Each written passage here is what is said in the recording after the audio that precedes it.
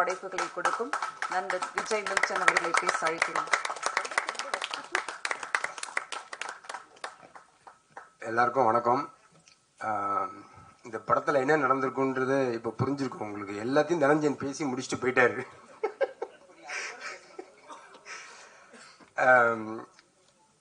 இந்த ப்ராஜெக்ட் ஆரம்பிச்சதுக்கு 2 பேர் தான் காரணம். ஒன்று வந்து தனஞ்சயன் சார், இன்னொன்று விஜய் சார். முதல்ல அவங்களுக்கு நான் தேங்க்ஸ் சொல்லிக்கிறேன். சும்மா விளையாட்டா நான் தனஞ்சயன் சார்ட்ட ஒரு நாள் பேசும்போது அவர் ஆரம்பிச்சு விட்ட விஷயம் கதை சொல்லி உடனே விஜய் சாருக்கு ஃபார்வர்ட் பண்ணார். விஜய் சார் வந்து உங்கள் நண்பர் தானே போய் பாருங்க அப்படின்னாரு. சார் அதான் சார் பிரச்சனை.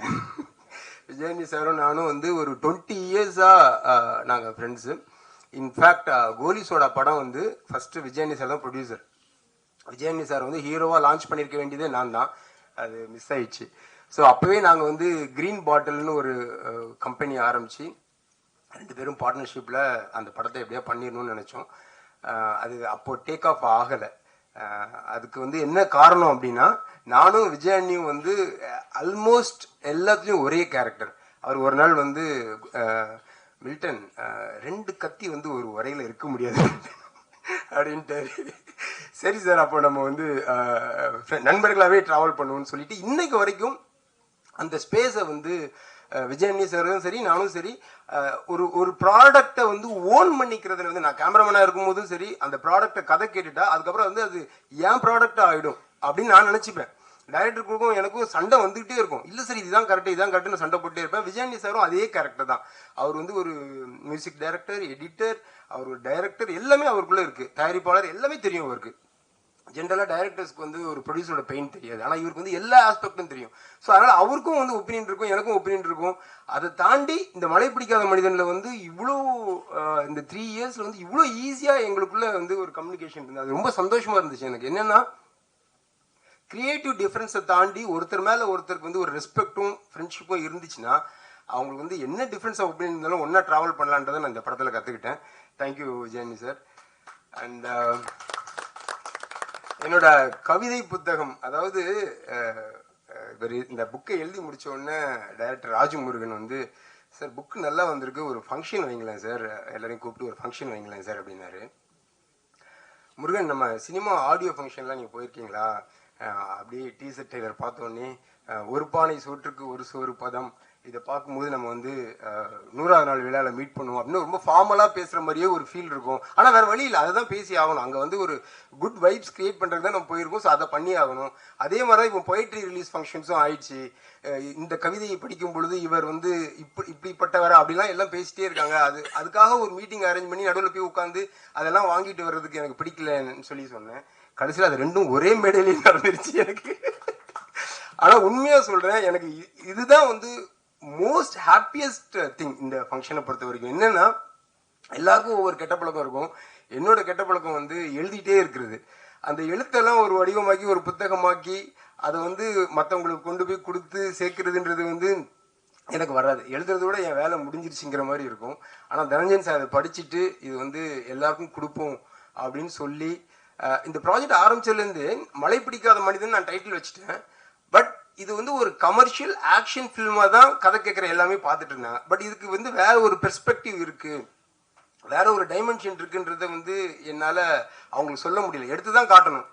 ஆனால் one fine day Dhananjayan sir வந்து சார் இது வந்து கமர்ஷியல் ஃபிலிம் மட்டும் இல்லை, இது வந்து ஒரு பொயட்டிக் கமர்ஷியல் ஃபிலிம்னு ஒரு பாயிண்ட்டை பிடிச்சிக்கிட்டாரு. அன்னையிலிருந்து தான் எங்கள் ஜேர்னி வந்து ஸ்மூத் ஆச்சு. சார் எக்ஸாக்ட் ஃப்ளேவர் நீங்கள் புரிஞ்சுக்கிட்டீங்கன்னு. ஸோ அதனால் இந்த கவிதை புத்தகத்தை வந்து எல்லாருக்கும் கொண்டு போய் சேர்க்கறதுக்காக இப்படி ஒரு எஃபர்ட் எடுத்த தனஞ்சயன் சாருக்கு ரொம்ப நன்றி. பொதுவாக படங்கள் வந்து இன்னும் நல்லவன் இருப்பான் கெட்டவன் இருப்பான், நல்லவன் வந்து கெட்டவனை அடிக்கணும் ஜெயிக்கணும், இதுதான் என்னோட எல்லா படத்துலையுமே இருக்கு. கோலி சோடா ஆகட்டும் கடுகு ஆகட்டும் எல்லாத்துலேயும் ஒரு மிருகத்தை எதிர்கொள்றதுக்கு நல்லவங்க வந்து மிருகமாக மாறி அவங்கள வந்து அடிக்கிறதுல வந்து எனக்கு உடன்பாடு கிடையாது. ஒரு நல்லவனை வந்து மிருகமாக்குற ஒரு படத்தை வந்து நம்ம எதுக்கு எடுக்கணும்? அதுக்கு பதிலாக அந்த மிருகத்தை வந்து திருப்பி நம்ம பக்கம் கூட்டு வந்து ஒரு மனுஷனாக்குறதுன்னு நம்ம பண்ணணும் அப்படிங்கிறது தான் என்னோட கான்செப்ட். ஸோ எல்லா படத்துலையுமே என்னோட விஷயங்கள்ல எல்லா படங்கள்லையுமே பார்த்தீங்கன்னா எண்டில் அந்த கெட்டவன் சாகக்கூடாது, அவனுக்குள்ள இருக்க கெட்டது தான் சாகணும் அப்படின்னு ஒரு விஷயம் இருக்கும். அது இந்த படத்தில் இன்னும் அழுத்தமாக சொல்லியிருக்கோம். என் அசிஸ்டன்ஸ்லாம் கரெக்டாக இருக்கீங்களா? வெரி குட்ரா. அண்ட் நம்ம ப்ரொடியூசர்ஸ் பற்றி ஒரு வார்த்தை சொல்லிடுறேன். Kamal Bohra sir, Dhananjayan sir, Pradeep sir. நீங்கள் அவங்கள பார்த்தாலே தெரியும். பாருங்கள், தனஞ்சயன் சார் வந்து பிங்க்கு, கமல் பாரா சார் வந்து கிரே, இவர் வந்து பிங்க் அண்ட் கிரே. இவர் வந்து இன்பிட்வீன் அவங்க ரெண்டு பேருக்கும். அதாவது தனஞ்சயன் சார் வந்து எப்படின்னா ஒரு புயல் மாதிரி. அவர் வந்து நம்ம பேசுறதுக்குள்ள அவர் புயல் அடிச்சு மழை பிடிச்சி எல்லாம் முடிஞ்சிடும். அந்த மழை பிடிக்காத மனிதனே எனக்கு அப்படிதான் தோணிருக்கும்னு நினைக்கிறேன். அப்புறம் நெக்ஸ்ட் டே பார்க்கும்போது அந்த புயலோட எந்த சூடும் இல்லாம அப்படியே அமைதியா பேசிட்டு இருப்பாரு. கமல் பாரா சார் வந்து ஃபர்ஸ்ட் மீட்டிங் ஆஃபீஸ்க்கு வந்தாரு. வந்து கதெல்லாம் பேசி அடுத்த நாள் ஆஃபீஸ்க்கு வந்தாரு. கொசு நிறைய இருந்துச்சு. அதனால பேட் வச்சு நான் கொசு அடிச்சுட்டே இருந்தேன். சார் சார் சார் கொசு அடிக்காதீங்க சார், பாவம் சார் அது அப்படின்னாரு. எனக்கு வந்து ஒன்றும் புரியல. சார் என்ன சார் சொல்லுங்க? இல்லை சார், அது ஒரு உயிர் தானே சார், அதை வந்து நம்ம கொல்லக்கூடாது. இவ்வளோ அருமையான ஒரு ப்ரொடியூசர் நமக்கு கிடைச்சிருக்காரு அப்படின்னு நான் நினைச்சேன். அப்புறம் தான் தெரிஞ்சது அவர் வந்து கொசுவை தான் டைரக்டரா நினைச்சிருக்காரு. டைரக்டர் வந்து கொசுவை நினைச்சிட்டாரு. எனக்கும் அவருக்கும் நடந்த சண்டை இருக்கு பாருங்க. மழை பிடிக்காத மனிதன் பல பாகங்கள் எடுக்கலாம், அந்த அளவுக்கு வந்து நாங்கள் சண்டை போட்டிருக்கோம். பட் இன்னைக்கும் பாருங்க, அவர் என்ன பேர் சிரிச்சிட்டு இருக்கேன், நான் அவரை பேர் சிரிச்சிட்டு இருக்கேன்னா அது அவரும் அப்படிதான். நானும் விஜயாண்டி மாதிரி என்ன தோணுதோ அதை முகத்துக்கு நேரம் பேசுவார். அதை மறைச்சி அதுக்கு வந்து ஒரு கண்ணுக்கு அது மூக்கு வச்சுலாம் அதுக்கு பழக்கம் கிடையாது. என்ன தோணுதோ அதை ஸ்ட்ரெயிட்டாக கேட்டுருவாரு. நம்மளும் உடனே பதில் சொல்லிடுவோம். ஸோ அப்படி ஒரு ஜாலியான மனுஷன். பிரதீப் சார் வந்து ஒரு புத்தரின் மறு அவதாரம் தான். அவர் அமைதியாக எல்லாத்தையும் பார்த்துக்கிட்டே இருப்பார். சார் உண்மையிலே சார் இந்த மாதிரி ஒரு ப்ரொடியூசர் கிடைச்சதுக்கு வந்து நான் சந்தோஷப்படணும் சார். இது வந்து மேடைக்காக எல்லாரும் சொல்ற ஒரு ஃபார்மாலிட்டி வேர்ட் கிடையாது. ஏன்னா மழை பிடிக்காத மனிதன் படம் ஆரம்பிக்கும் பொழுது அந்த படத்தோட ஸ்கோப், அந்த படத்தோட பிசினஸ், அதுக்குள்ள என் கனவை வந்து சுருக்கி எடுக்கிறதுன்றது வந்து மிக சேலஞ்சிங்கான ஒரு விஷயமா இருந்துச்சு. நான் கேட்ட எந்த விஷயத்தையும் அவங்க வந்து நோ சொல்லவே இல்லை. முதல் தடவை நோ சொன்னாலும் ரெண்டாவது தடவை வந்து அவங்க கொடுத்துட்டாங்க. ஃபார் எக்ஸாம்பிள் லொக்கேஷன் எடுத்துக்கிட்டீங்கன்னா, ஃபர்ஸ்ட் டையூ போகணும் அப்படின்னு. டையூ எங்கே இருக்குது அப்படின்னா, சார் அது ஆக்சுவலாக பாம்பே போகணும் சார். அப்புறம் பாம்பேலேருந்து இன்னொரு ஃப்ளைட் பிடிச்சி அப்புறம் அங்கேருந்து ஒரு 100 கிலோமீட்டர்ஸ் ரோடில் அப்படின்னு டயர்ட் ஆகிட்டாங்க. ஏன்னா இத்தனை பேரையும் கூட்டுட்டு கேமரா டெக்னீஷியன் எல்லாம் ட்ராவல் பெரிய பட்ஜெட் வருங்க. எவ்வளோ நாள் ஷூட்டிங் சார்? அது ஒரு 20 days ஷூட் சார். அது நம்ம கதையே அங்கே தான் சார் நடக்குது. நான் மற்ற இன்டீரியர்லாம் இங்கே மேட்ச் பண்ணுறேன், தயவு செஞ்சு டையூ மட்டும் எனக்கு கொடுங்க அப்படின்னு ரொம்ப போராடி தனஞ்சயன் சார் வந்து வாங்கி கொடுத்துட்டாரு. ஸோ டையூ போய் இறங்கியாச்சு. அருமையான லொக்கேஷன். எனக்கு வந்து நான் 2000 பார்த்த ஒரு ஊர் அது. ஒரு ஹலோ படத்துக்காக நான் கேமராமேனாக லொக்கேஷன் பார்க்க போனப்போ கன்னித்தீவு கதையில் சிந்துபாத்து வந்து கன்னித்தீவை தேடி போயிட்டு இருப்பார்ல, அந்த மாதிரியான ஒரு லேண்ட் அது. அந்த டையூ ரொம்ப ஃபேவரட். ஸோ அங்கே போய் இறங்கியாச்சு, எல்லாம் ஷூட் பண்ணியாச்சு. ஒரு 12 days ஷூட் முடிச்சிட்டோம். முடிச்ச உடனே தனஞ்சயன் சார் பயங்கர ஹாப்பி. 20 days சொன்னீங்க, 12 days முடிச்சிட்டீங்கன்னு. சூப்பருங்க சார். இல்லை சார், இன்னும் 8 நாள் வந்து டாமன்ல எடுக்கலான் இருக்கோம் சார். டேய் என்னடா விளையாடுறீங்களா? அது எங்கடா இருக்கு சார்? நம்ம இப்போ வந்த வழியே திரும்பி போய் பாம்பே வரைக்கும் போயிடணும் சார். அங்கேருந்து இங்கே லெஃப்ட் எடுத்தோம் சார், இதை ரைட் எடுத்து ஒரு 330 கிலோமீட்டர் ரோட்ல போனால் அங்கே டாமன் இருக்கு சார். திருப்பி அகைன் பஞ்சாயத்து, திருப்பி அதையும் அவர் வந்து பேசி ப்ரொடியூசர்லாம் பேசி டாமன் வந்து வாங்கி கொடுத்தாரு. அங்கேயும் போய் 8 days ஷூட் போய் இறங்கியாச்சு. 6 நாளில் முடிச்சாச்சு. கண்டிப்பா நீ சீக்கிரம் முடிச்சிருக்க மாட்டேன், மீதி 2 நாள் எங்க பிளான் பண்ண சொல்லு அப்படின்னாரு. சார் கோவா போயிட்டு வந்துட்டா நல்லா இருக்கும் சார், ஏன்னா இங்க ஃபெரி இல்ல, நான் பிளான் பண்ண ஃபெரி இங்க இல்ல, அந்த சர்வீஸ் வந்து ஸ்டாப் பண்ணிட்டாங்களா, இப்ப கோவால மட்டும்தான் இருக்கு. ஸோ அகைன் 1 day ஷூட்டுக்காக கோவாக்கு திருப்பி எல்லாரும் டிராவல் பண்ணி, ஸோ அப்படி நான் கேட்டது எல்லாத்தையும் அந்த ரிசல்ட்டுக்காக மெனக்கெட்டு வந்து பண்ணி கொடுத்த ப்ரொடியூசர்ஸ்க்கு நான் ரொம்ப நன்றி சொல்லிக்கிறேன். அடுத்தது சத்யராஜ் சார். சத்யராஜ் சாரோட பிரம்மா படத்துல நான் வந்து அசிஸ்டன்ட் கேமராமேனா வேலை செஞ்சேன், லாஸ்ட் அசிஸ்டன்ட். அதுல வந்து நான் செய்யாத ஒரு தப்புக்காக என்னை வந்து வேலையை விட்டு நிறுத்திட்டாங்க. ஐ திங்க் ஆந்திர மகிழா சபால ஷூட்டிங் நடந்துட்டு இருந்தது. எனக்கு வந்து பயங்கர கோவம், கோவத்துல அழுகு வருது எனக்கு. நான் அழுதுகிட்டே அந்த வாசல்ல நின்றுட்டு இருக்கேன். என்னடா ஒரு தப்பு செய்யல, அது என்னன்னு கூட எவனும் கேட்கல, வேலையை விட்டு நிறுத்திட்டாங்கன்னு சொல்லி நின்றுட்டு இருந்தேன். ஷண்முகம்னு ஒரு director, institute student, Sathyaraj sir பார்க்க வந்திருந்தாரு.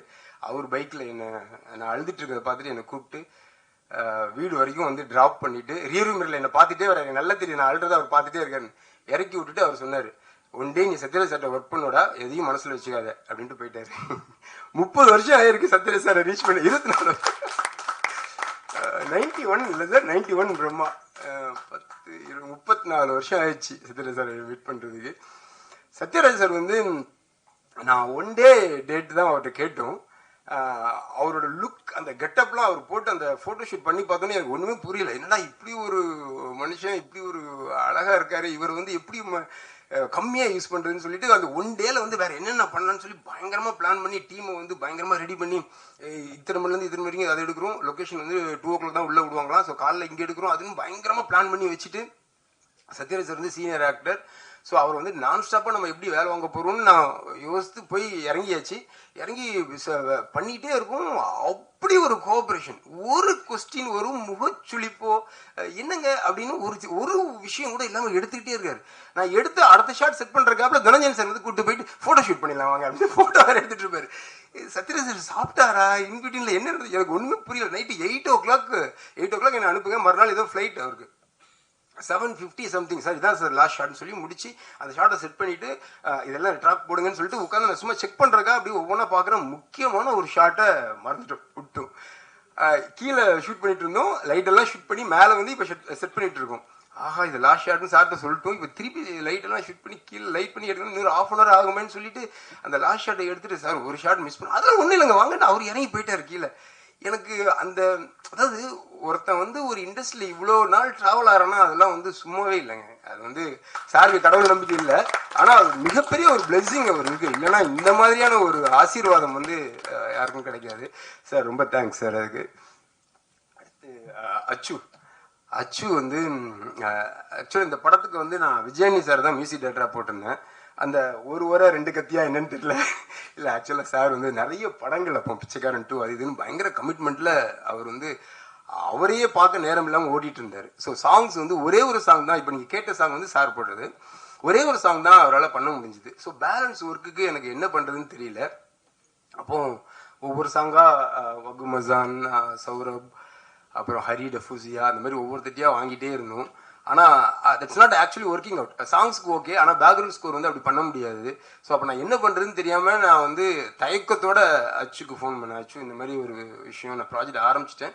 சாங்ஸ் வந்து ஃபியூ சாங்ஸ் மற்றவங்க பண்ணிட்டாங்க, எனக்கு வந்து நீங்கள் பண்ணி தந்து சார். ஒரு வார்த்தை கூட கேட்கல சார். நம்ம கம்பெனி நம்ம படம் சார், என்ன சார் நீங்கன்ட்டு அவர் பாட்டு கிளம்பி வந்துட்டாரு.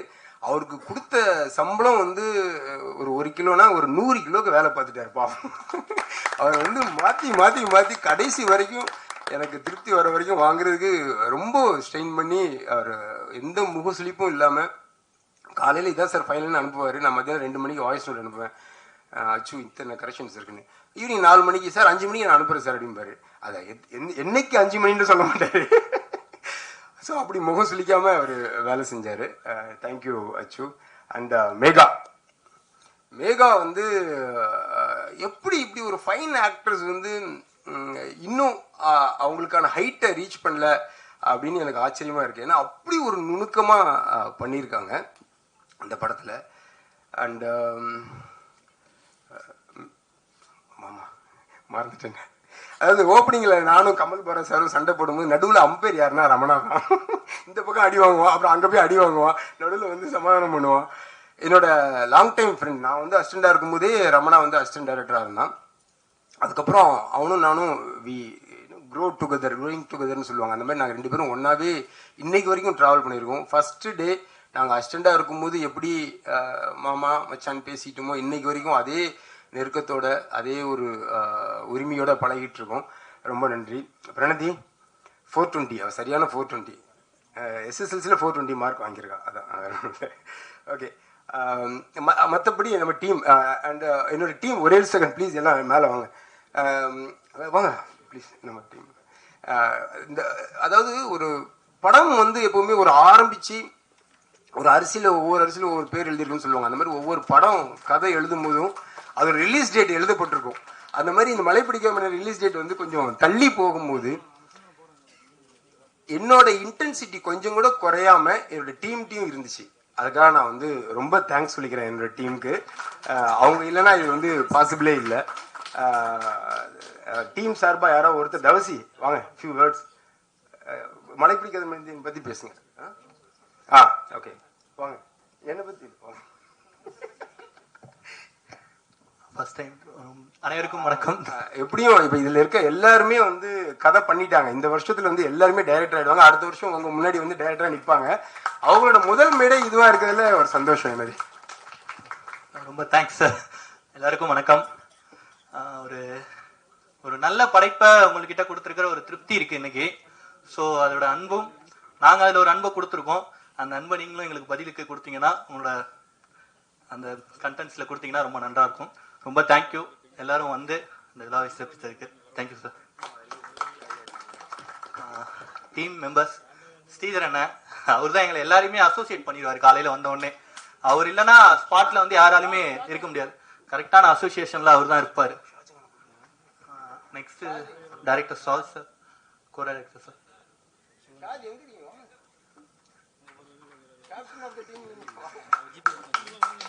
So co director sir, Mona night கிட்டத்தட்ட எங்களெல்லாம் தெரிஞ்சு எங்களுக்கு எல்லாத்துக்கும் அப்புறம் அவர் தான் தூங்குவார். ஏன்னா 12-1 மணிக்கு ஒரு மெசேஜ் அனுப்புவார். இது ரெடி ஆயிடுச்சா, நாளைக்கு இது ஸ்பாட்டு கரெக்டாக வந்துருமா இல்லை டைம் எடுக்குமா அப்படிங்கிறத ஃபர்ஸ்ட் அவர் அப்டேட் பண்ணார்னா அடுத்த ஸ்ரீதர் அண்ணன். ஸோ சால் சார் எங்களை கரெக்டாக கோஆர்டினேட் பண்ணிட்டு போனது கோஆர்டினேட்டர் சால் சார் தான். நெக்ஸ்ட் ஸ்ரீதர் அண்ணன், அதுக்கப்புறம் அசிஸ்டன்ட் டைரக்டர்ஸ்ல சரவணன். சரவணன் வந்து ஒரு பெரிய விஷயம் என்னன்னா காஸ்டியூம் டிபார்ட்மெண்ட். ஸோ வந்து ஒரு கேரக்டர் 2-3 பேர்னா பரவாயில்ல, ஒரே ஸ்டேஜ்ல நாங்கள் நிறைய பேரை கொண்டு வரப்போ எல்லாருக்கும் காஸ்டியூம்ஸ், அதுல சின்ன ஒர்க், ஒரு காஸ்டியூம்ஸ்லயுமே ஒரு ஒரு ஒர்க்கை ஏதாவது ஒன்று பண்ணணும் அப்படின்னு அதுக்காக ரொம்ப மெனக்கெட்டு ஒர்க் பண்ணது அசிஸ்டன்ட் டைரக்டர் சரவணன். அதுவும் இல்லாம அவரோட இதுக்கு பெரிய விஷயம் வந்து அவர் தனஞ்சயன் சாரோட ஸ்டூடெண்ட், பாப்டாலேருந்து அந்த ஸ்டூடெண்ட் தான் அவரு. அதனாலதான் அந்த எஃபோர்ட் அவர்கிட்ட அவ்வளோ இதா இருக்கும். சார்கிட்ட எவ்வளவு எஃபோர்ட் இருக்கோ அந்த எஃபோர்ட் வந்து சரவணன்ட்ட ஸ்பாட்ல அப்படி டக்குன்னு வேலை பார்த்துட்டு இருப்பார். ஏன்னா அவரு தான் காஸ்டியூமும் பார்க்கணும், அவங்களுக்கு என்ன வியரிங்ஸ் அசசரிஸ் எல்லாத்தையுமே அக்யூரேட்டா இருக்கும். அந்த காலையில ஸ்பாட்ல வந்தோம்னா 7 மணிக்கு ஷார்ட் வைக்கணும்னா கரெக்டா அவர் ரெடியா இருப்பாரு. நெக்ஸ்ட் வந்து ஜேம்ஸ் வந்து எங்களுக்கு எப்படின்னா ஸ்பாட்ல வந்து அவர் வந்து டக்குன்னு ஏதாவது ஒரு விஷயம் யோசிச்சுட்டு இருப்பார். யோசிச்சு டைலாக்காவும் சரி இல்ல பின்னாடி பேக்ரவுண்ட்ல இன்புட்டாவும் சரி எல்லா விஷயத்தையும் எடுத்துக்கிட்டு பண்ற ஒரு அசிஸ்டன்ட் டைரக்டர் வந்து ஜேம்ஸ். அதுக்கு ஹெல்ப்ஃபுல்லா இருந்தது பாலாவும் அப்படிதான். ஜேம்ஸும் பாலாவும் ஒரு டீம். அவங்க வந்து அந்த ஒர்க் பண்ணிட்டு இது பண்ணணுமா அப்படின்னு நாங்க ஒரு ஆர்டர் கொடுத்துட்டோம்னா அதை அவங்க கரெக்டா ஃபாலோ பண்ணிட்டு வந்துருவாங்க. நெக்ஸ்ட் வந்து ராஜேஷ் அண்ணன் என்னன்னா இந்த படத்துல ஒரு